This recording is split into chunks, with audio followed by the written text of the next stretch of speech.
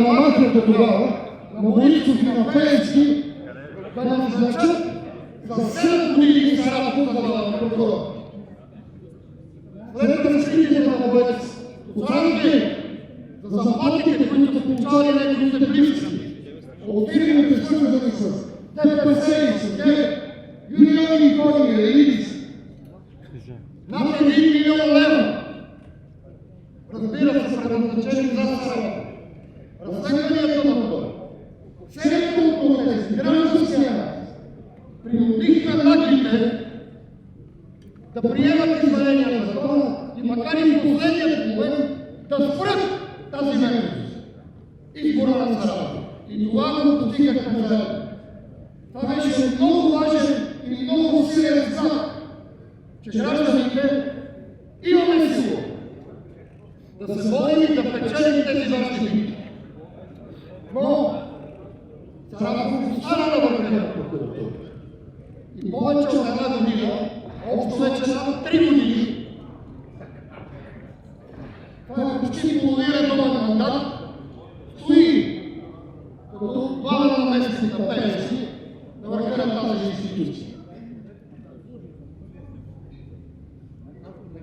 През тези 3 години, откакто е Сарафов, въпреки неговите заявки за деполитизиране, департизиране на прокуратурата, видяхме, че тези процеси не просто продължиха, че прокуратурата вече не просто е превзета. Прокуратурата е унищожена. Няма такава институция. Това е нещо друго. Прокуратурата се превърна вече и публично, открито, в една мутренска бригада за изпълнение на мокри поръчки. Ще припомня първото действие на Сарафов, като изпълняваше функция. А то беше изтегляне от парламента и прекратяване на производството по сигнала на Боец срещу Бойко Борисов за парцелна крия.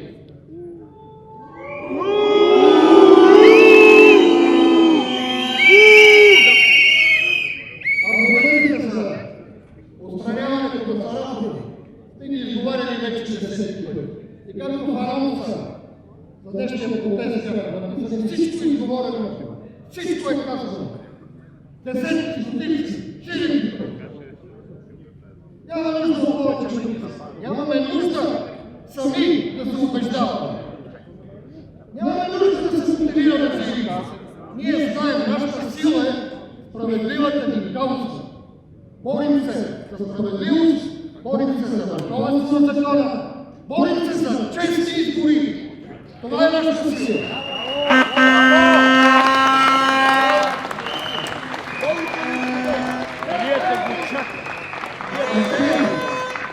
Се борят, за да запазят своята конкурентна власт.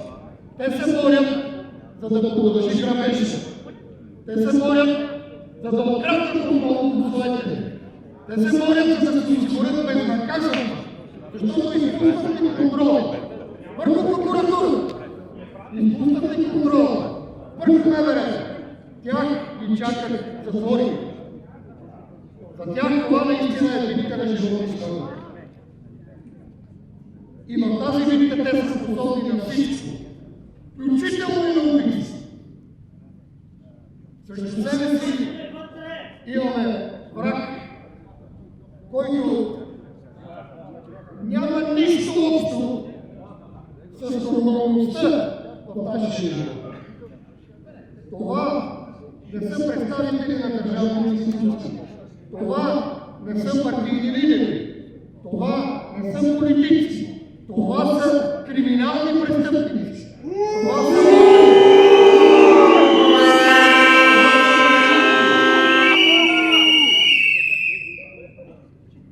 През януари показахме, че имаме силата да печелим тези битки. Сега отново води същата битка. Отново сте на това. И аз призовавам всички. Останете тук до края. Важно е да решим ние за себе си какво искаме и докъде сме готови да стигнем, за да постигнем своите цели. Има